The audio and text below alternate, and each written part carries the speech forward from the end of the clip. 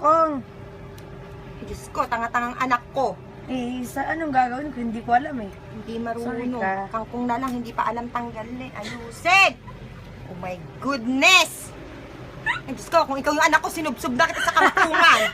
Ay, sobra ka naman, Ate Liza. Yan, Diyos ko, tingnan mo nga, kangkong lang, di mo alam himayin. Ay! Yan. Sayang! Ruba yan, ruba. Pinalaki ka ng ina mo! Galit na galit ah.